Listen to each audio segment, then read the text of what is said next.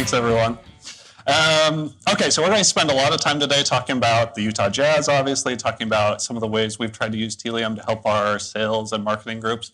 But before we do that, I really wanted to give you a little bit of background into our team. I wanted to tell you a little bit about the team on the court, a little bit how the Jazz works as a business, because I think it's kind of fun to talk about. As we, really the first thing I want to talk about is the Jazz last season especially. Last season, we really weren't expected to be very good. Our best player the year prior was Gordon Hayward. He was the first All-Star we'd had in a really long time. Kind of a big deal for the team. We'd had a great season.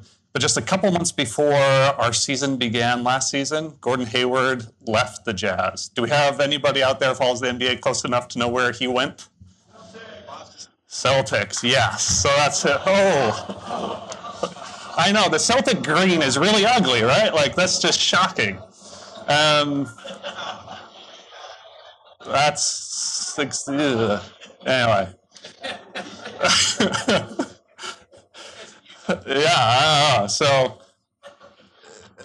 this happened. This actually kind of has a Telium story associated with it. It was actually Digital Velocity last year. A couple of us from the Jazz were all on the plane to DVSF.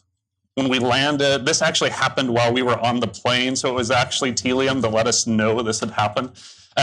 This was 5 minutes into Gordon Hayward's first game with the Celtics. Now, if you're a Jazz fan, your best player leaves you, and this happens 5 minutes in, 99% of Utah Jazz fans call this karma. They say, okay, you're going to leave the Utah Jazz. Well, from now on, one of your feet is going to point forward, one of your feet is going to point backward.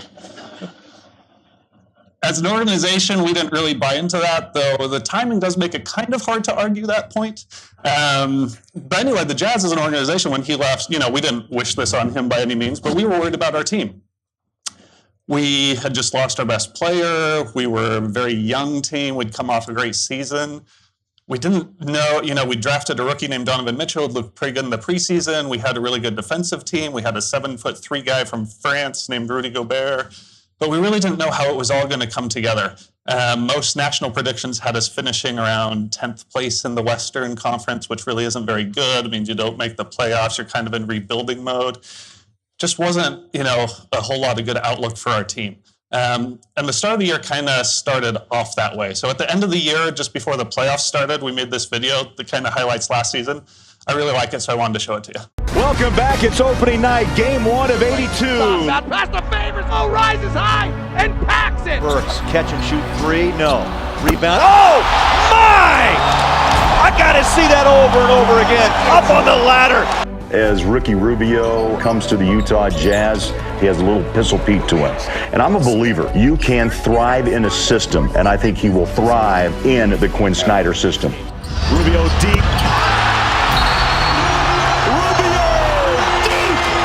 SLC on a dribble drive, push shot. Block! Gobert! Overtime! Mitchell, Hood. Gobert, he's down. You don't like this. I don't like it one bit. Well, 3-on-1, and Tabo takes a hard one to the knee. Jazz cannot buy a hoop in the second half. Well, that 12-point lead at the half just melted away. The rookie gave it a run, trying to use glass to tie the game, but the Jazz will fall for the 4th straight game and go 2-10 on the road. The Jazz are going to drop their 19th road game. They go 19-28. And Coach Q off the floor, a disappointing loss on the road to start this one.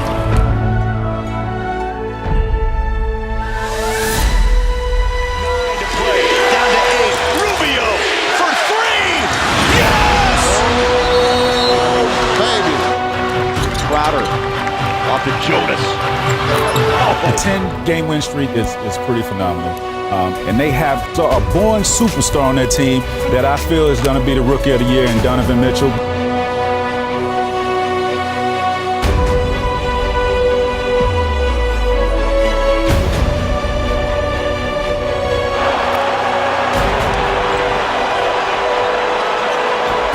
Here's Crowder. Big play. Take advantage. Joe. 3. History. Yeah!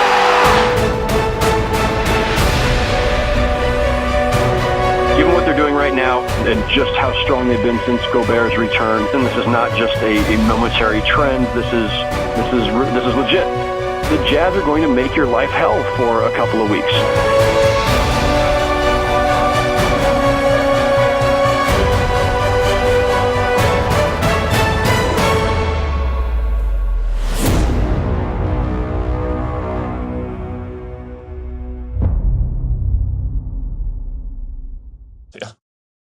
So, yeah, Jazz really weren't expected to do that good. At one point, it kind of highlighted in that video, we lost to Atlanta, who I believe at the time had the worst record in the NBA. They crushed us. At that point, we were 19-28. Even internally, we'd kind of given up hope on making the playoffs. From that point on, something changed. We only lost 6 games the rest of the season. We went 29-6 the rest of the year. We finished 5th place in the Western Conference. We made the playoffs. So I like this season because it tells us, I think the storylines from the season kind of mimic a lot of what we're trying to accomplish from a data and analytics perspective. That something we didn't think was going to go really well and that we were maybe a little unsure of really had some success. After this season, Rudy Gobert won the entire league's Defensive Player of the Year award. Our general manager, Dennis Lindsey, was runner-up in the Executive of the Year award. Our rookie, Donovan Mitchell, won the Slam Dunk contest during the All-Star break, and he was runner-up in the Rookie of the Year award voting. And our head coach, Quinn Snyder, was runner-up in the Coach of the Year award. The funny thing about the Coach of the Year award is the guy that won it was Dwayne Casey. He coached the Toronto Raptors. Just before they gave him that award or announced that he won it, his team fired him. And so Quinn Snyder was actually, you could put a little asterisk and say he was the leading vote getter among coaches whose team still wanted them at the end of the season. So it was kind of not the worst place to be. So like I mentioned, we made the playoffs. We beat the Oklahoma City Thunder in the first round of the playoffs in 6 games. We went on to play the Houston Rockets. Here's a picture from our first home game in that series. I think this is really neat. It shows a lot of the excitement throughout the arena. And I really think this is a good slide to show kind of how the Jazz functions as a business. So a lot of people assume, and it's a correct assumption, that we make a lot of money on ticket sales. You can see a lot of people in the arena. Our arena seats just over 18,000 people. We've got 44 home games a year.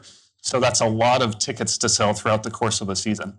So we have that kind of business to consumer relationship, but there's also a large B2B relationship that we try to maintain. There's a lot of sponsorship dollars that flow into the Jazz and into the NBA. This picture, even in here, you can see a lot of these. You can see America First, Ford, Coca-Cola up in the corner. We've got Vivint Smart Home, who's the arena naming rights holder, so they have a lot of signage throughout. We've got digital banners throughout the arena. Sprite's on here right now. There's really a lot of things, unlike seats, with our seats, we've got 18,000 seats. That's not really changeable. We can't add 2,000 seats, take out 2,000 seats. Be a lot of work to do that. But with sponsorship inventory, there's a whole lot of stuff we can do. We can, there's really nothing that you can't sponsor. We go to our partners a lot. They come to us with new ideas for things to sponsor. You can sponsor the back of a playoff t-shirt. We put out 19,000 of these. After a really bad year, we might let you tattoo the faces of our on-court security personnel. There's just, really, we have no shame. We'll let you sponsor anything you want. Okay, 2 more slides of background, and then we'll get into kind of what we're using Telium for. I think it's helpful to understand that the Jazz is not a standalone company or business. We're part of the Larry H. Miller group of companies. Larry H. Miller was the guy that bought the Jazz 40 years ago, brought him to Salt Lake City. But within the Larry H. Miller group of companies, there's car dealerships, there's finance groups, there's a sports and entertainment division. The Jazz is a part of that. But in addition to that, we've got a theater chain, we've got a professional bike race. The arena itself where the Jazz play is something that we own, so we're involved with a lot of concerts and events. The NHL actually had a preseason hockey game there a few weeks ago, which was kind of cool. We have a AAA minor league baseball team, Salt Lake Bees. They feed the Los Angeles Angels. We've got an NBA G League team, the Salt Lake City Stars. We've got a local sports talk radio station. And our newest property is Jazz Gaming, which is the one I'm the worst at explaining. It's basically just like the NBA brings the best basketball players from around the world and the teams draft them. This last season, the NBA brought the best NBA 2K video game players from around the world, and the teams drafted them, and they moved into the markets and they compete against each other. My wife actually summed it up pretty well when I tried to explain it to her. She said, so now the Jazz pay adults to play video game basketball against each other and see who's the best. that about sums it up. So, and then of course we've got the Jazz, and we're going to talk a lot about selling tickets and our relationship with Ticketmaster. Okay, last slide of background. So we're going to talk a lot about our efforts to sell tickets, and so I wanted to explain some of the ways that we do that. The biggest revenue maker for us is our season tickets. That's a ticket to each one of our 44 home games. Of the 18,000 plus seats we have in the arena, about 11,000 of these are season tickets, give or take on the season. That's where we make most of our money. If you're curious, the cheapest season ticket is $256. It turns out to be about $6 a game. And our most expensive season tickets are over $54,000. Turns out to be about $1,250 for one seat for a game.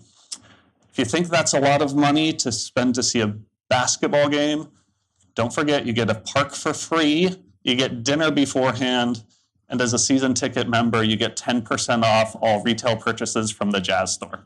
So I don't know really how anybody affords not to buy those tickets.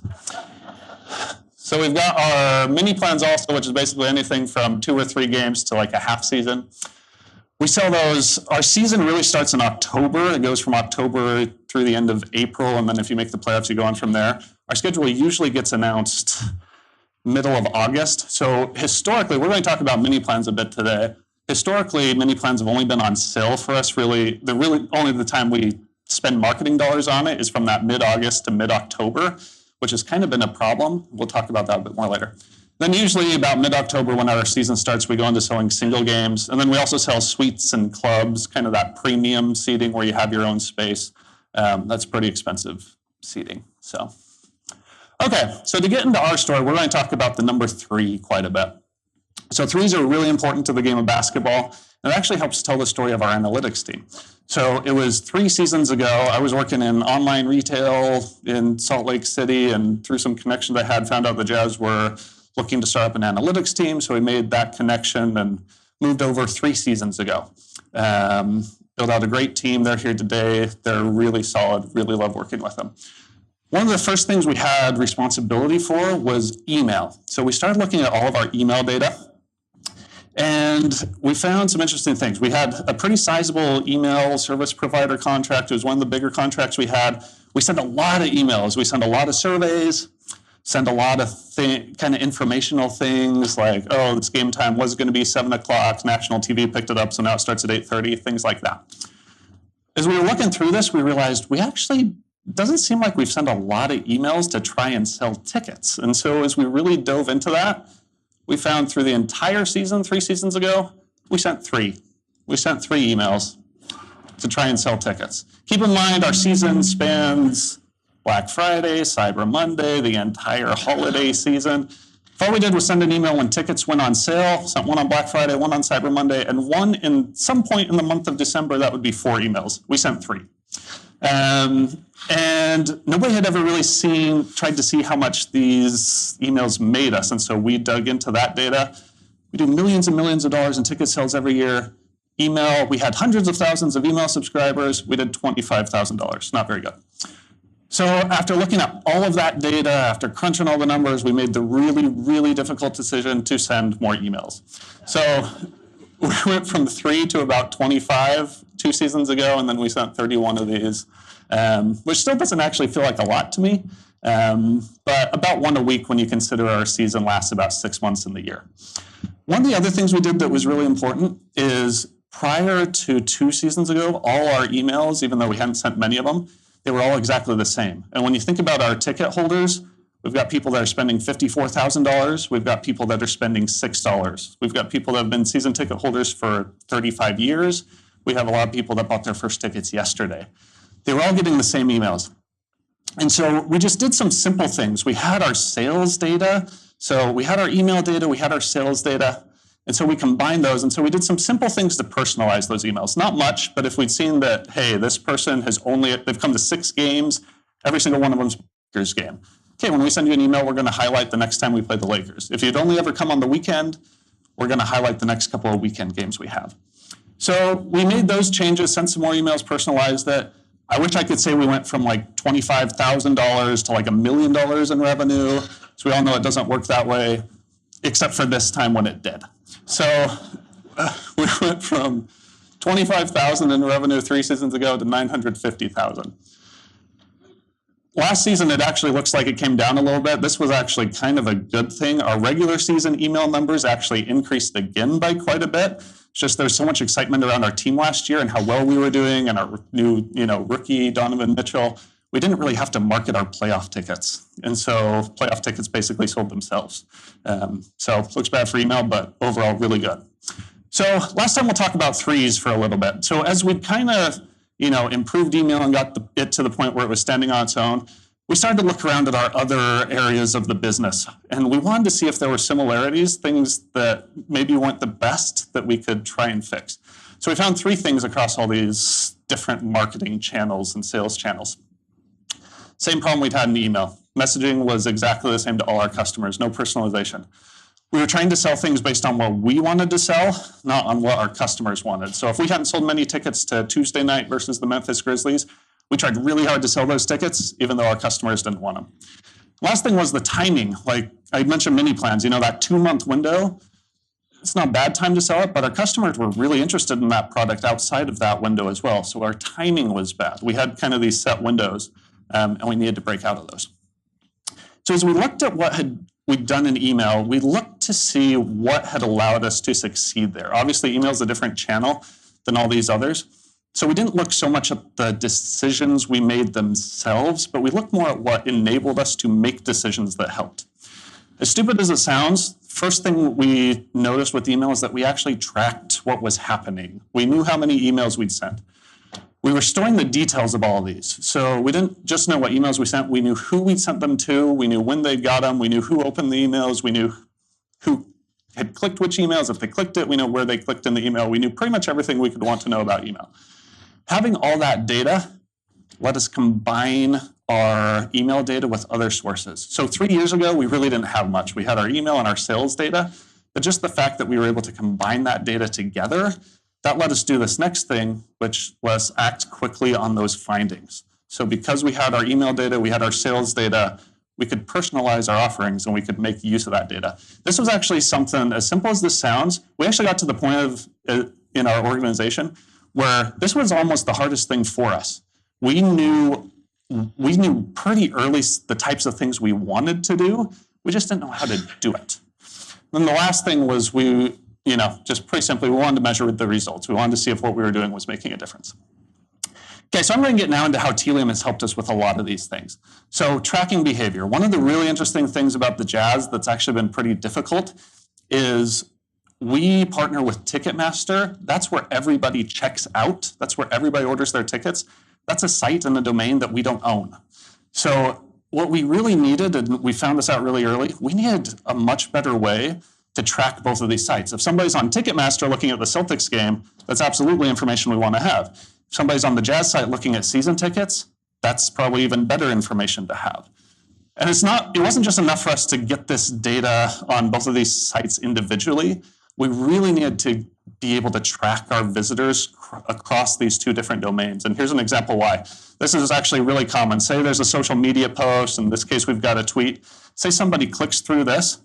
This almost always takes them to the Jazz site where they can find the game they're interested in, and they click through from the Jazz site to go to Ticketmaster. If we're not able to track these two different domains together, when somebody's on the Jazz site, we'll see that they came through a tweet, a Twitter campaign, but we won't know if they actually purchased. Our Ticketmaster data will tell us whether or not somebody purchased, but there's no way we could ever trace that back to the fact that they really started that from the Jazz and even further back through a Twitter campaign. So what we really needed to be able to do was tie these two domains together. Here's where Tealium really helped us. So Ticketmaster, while we don't own that site, they do let us put tracking on their site. They let us put web tracking on there, but they stuff us inside of an iframe, and it's basically kind of a third-party environment to their site. Tealium uses there was some presentations yesterday talked about how, we're changing between third-party and first-party cookies, but for the most part, Tealium's third-party cookies did a good job of this, tracking visitors across the Jazz site and Ticketmaster. But about 20-30% of the time, Safari, some other smaller browsers block third-party cookies by default. So the third-party cookie didn't do its job in those cases. And there's quite a bit of traffic that goes through Safari. Google Analytics has a really good solution for this. They have cross-domain tracking where if you've got your Google Analytics tracking on 2 different domains, what it will do is when you're on one domain and click through to the next, it will actually take its Google ID and it will append that to the URL on the site that you're going to. So Google Analytics is able to stitch all of this together, even if third-party cookies are blocked. But Google Analytics, we just have the free version of that, and we don't get all the detail we want. You know, we can go into Google Analytics and see how many people came to this page, how many visitors do we have, but we can't see the line-by-line detail of how somebody's moving through our site. So what we did, Tealium, in addition to being, you know, the great customer data platform as it is, it also serves as a tag manager. So we actually put our Google Analytics tag inside of Tealium. Google Analytics still does its thing. It, you know, sets a cookie when somebody's on the Jazz site. And then if somebody clicks through to the Ticketmaster site, it puts that information into the URL. And because this is all happening inside of Tealium, we get all of that data back. And even though these are 2 completely different data points, one's a cookie, one's a URL parameter, we can still tie it all together and stitch those sessions together.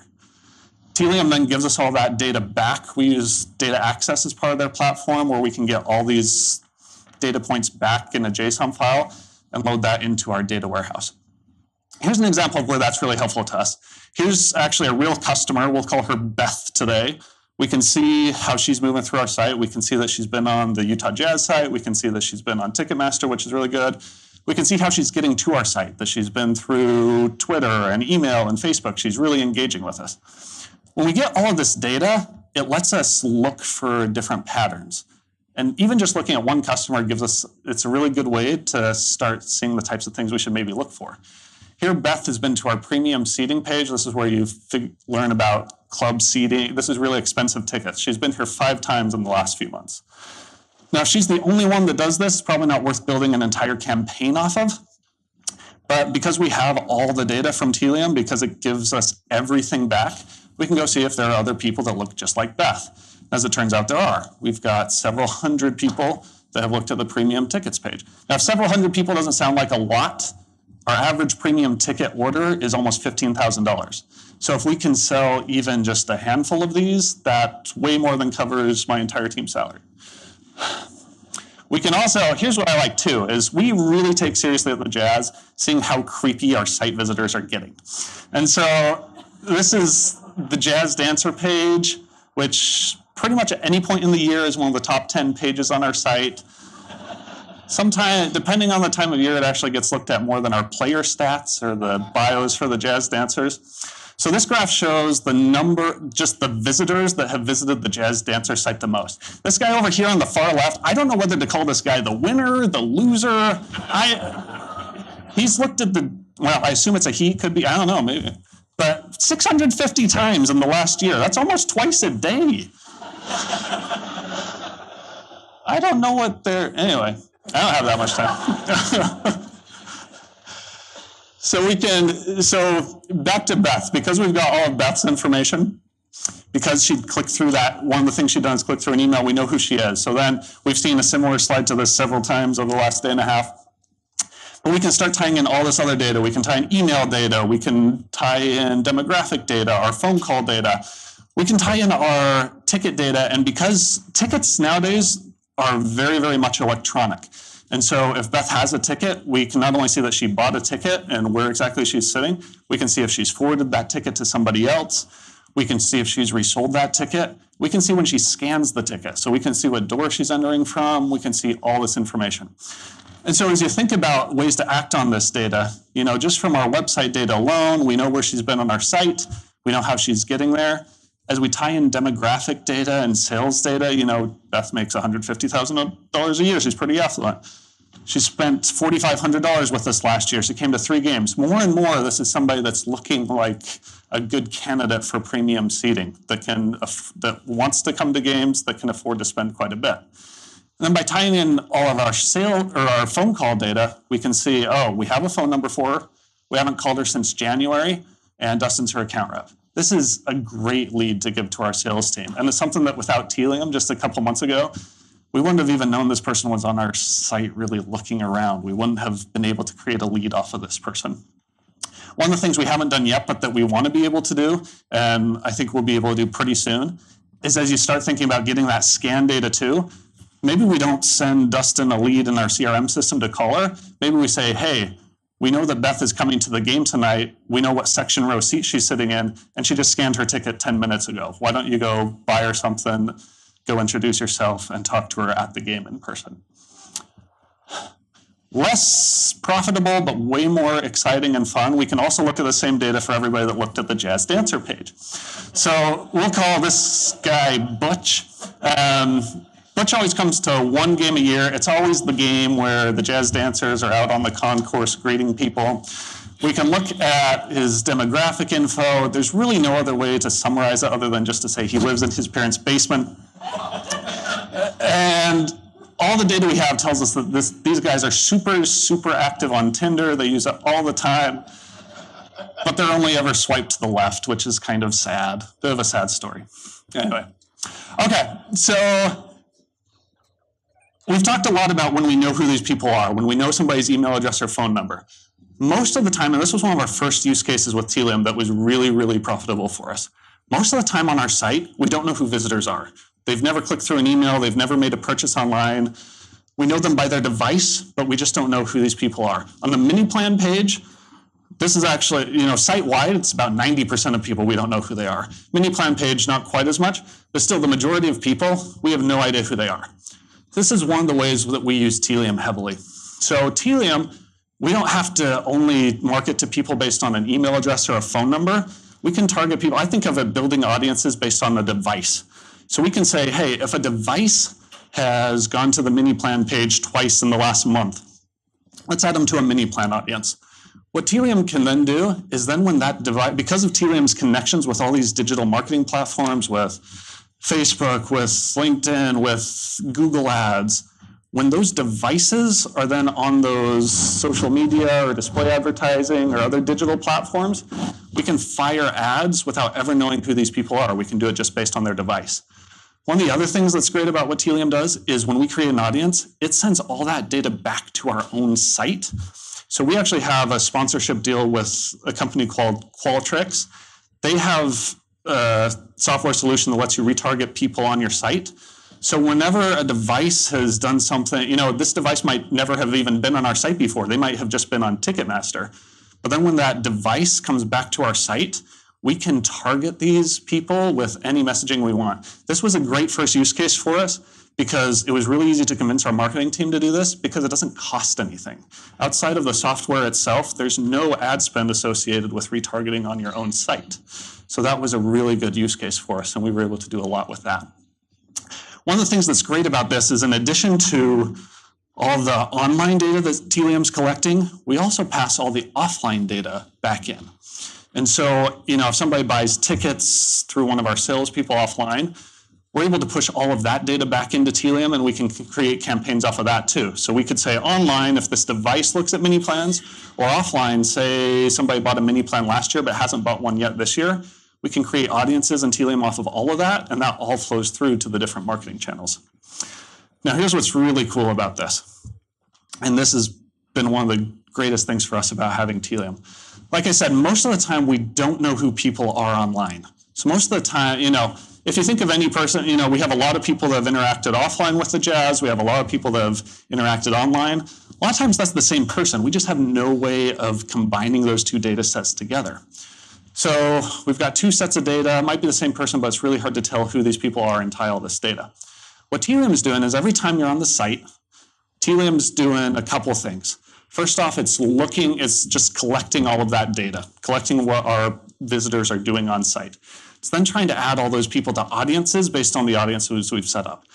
One other thing that it does that's really neat is whenever somebody does anything on our site, Telium's taking all that information, it's seeing if it's collecting any information that helps us identify a person, and then it's stitching that together with other data sources. So say somebody clicks through an email and lands on the Jazz site, Telium on the fly, dynamically, real time, is combining that together so that we can see our online and offline visitors are really the same person. We don't have to do anything to tie that together. Telium does it for us. It's really neat.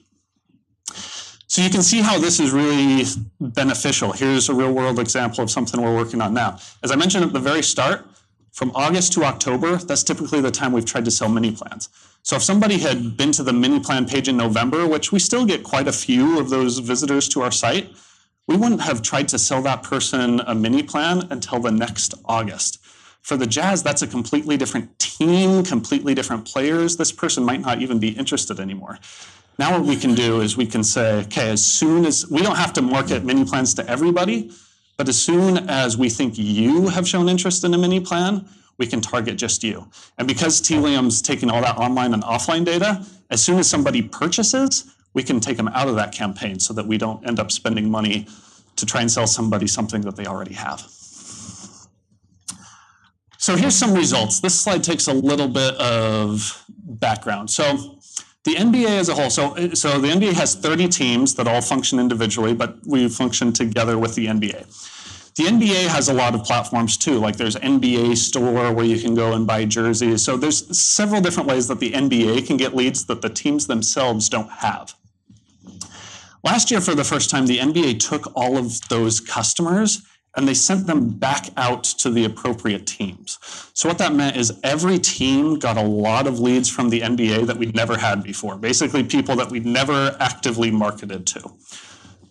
What the NBA did is they didn't send absolutely everybody. They actually they kept a holdout sample, a control group essentially, for each team. So there was a group of these leads that the NBA had that they didn't give back to the teams. They wanted to see if the teams had no interaction with those new customers, how they'd convert. And then they wanted to compare that to if the teams did market to these new customers, how they converted.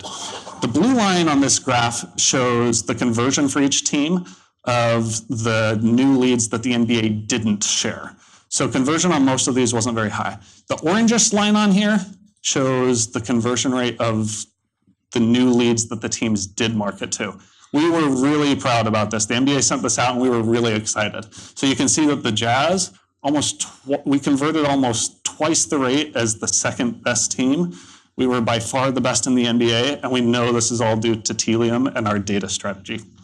I actually think it's kind of funny to look over, if you look at the far left, if you look at like Cleveland or Washington, I know we have a couple other NBA teams here, so I hope I'm not offending anybody, but Cleveland and Washington, if you look at Washington, basically like, if you market to them, you're doing way worse than if you do nothing at all. So I don't know what I would love to just apply for that head marketing job. I will cut your head count by 100%, decrease your ad spend by 100%, and your sales are going to skyrocket. I don't know. That's pretty impressive. Okay. So a few other things we were able to do. Because we get all that data back, we were able to build out a marketing scorecard, as sexy as that sounds for the first time. We were able to look at, it sounds stupid, but prior to last year, we didn't really know how our campaigns were performing. But because Tealium was able to tie all that campaign and Jazz site and Ticketmaster site data together for us, we were able to build our own attribution models. And so we could tell not only just on individual campaigns, but we could see the performance of each of our channels. And we could see how much, we were able to make a lot more decisions about where to spend money, where to, spend less money. That really helped us a lot. We work with an ad agency, and here are some numbers they gave us. Basically, we don't have to go through all of this, excuse me. But basically, yeah, we reduced costs by a lot. Our click-through rates skyrocketed, and our return on ad spend increased a ton as we started using this data about, that we had ourselves, our first-party data rather than our third-party data, which was really neat. So what's next? A few things we really are excited about. We haven't really used our app much at all. So one of the things we really want to do is tie in our app data. We just recently, last off season, we went through a $125 million renovation of the arena where we play. As part of that, we put in beacons throughout the arena. So because tickets are digital, when somebody scans their tickets, they usually do that on the app. And so we can tie an instance of an app with an email address with a specific person. Then as they're walking around the arena, beacons are pinging their phones and their app and telling us exactly where they are. So you can see the potential for that. Hey, we know that somebody that just bought tickets for the first time is in the arena. We can tell that they've been on our site. They look at Rudy Gobert all the time. Hey, now they're in our arena. This beacon right by the Jazz store just told us they're right there. Let's send a push notification to them to say, hey, 10% off Rudy Gobert jerseys at the Jazz store. Lots of opportunity there. Corporate partnerships, sponsorship that we touched on a lot at the beginning. There's a lot of things we can do with, our business partners, similar to what we're doing with our customer partners. We haven't really gone into much there. And then using our other entities. So I really like the Megaplex example here, our movie theater chain.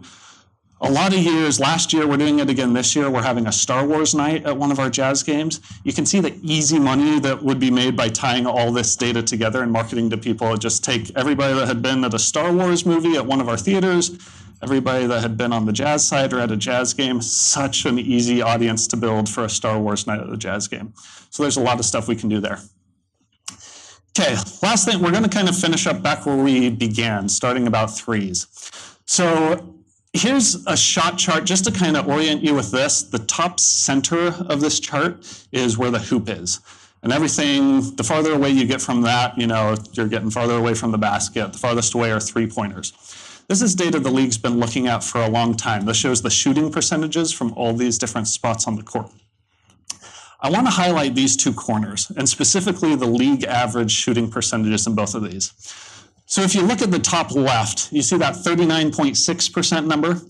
Basically, the league shot from just inside the three-point line, so two-pointer, but pretty close to the three, league shot on average 39.6%. When you take just a step or two back and shoot a three-pointer from the corner, they shot 38.4%. So not much of a drop-off, and a three-pointer might not seem like that much more than a two-pointer, but it's really 50% more points. So you have a 1% drop-off in shooting percent, you get 50% more points if you make that. If you look on the right side, from just inside the three-point line, teams shot on average 39%. When you shot a three-pointer that's worth more points, teams actually shot better. They shot a higher percentage, and you get 50% more points. This isn't new. This has been the case in the NBA for several years, and teams are looking at this a lot. So if you look at, here's a shot chart from the Jazz from 10 seasons ago. Don't look so much at the colors. Colors don't really matter.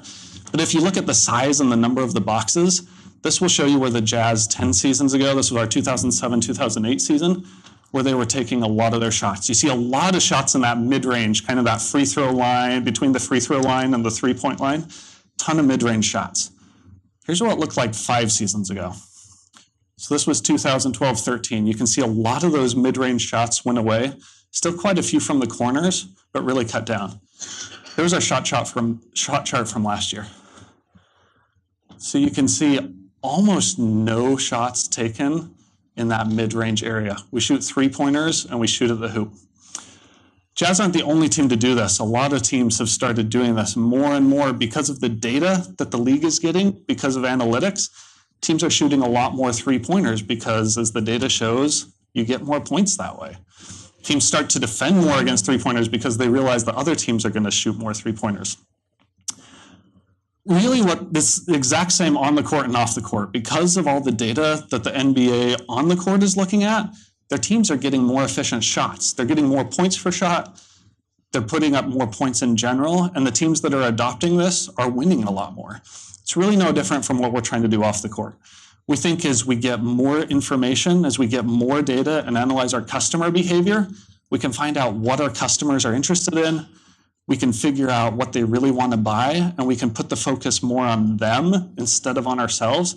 And just like the Jazz on the court are getting more efficient, we think we're going to get a lot more efficient off the court as well. And the marketing dollars that we spend are going to get us a lot more revenue. And that helps us have a lot of success both on and off the court, and we're really excited about that. So thanks, everyone. Appreciate it.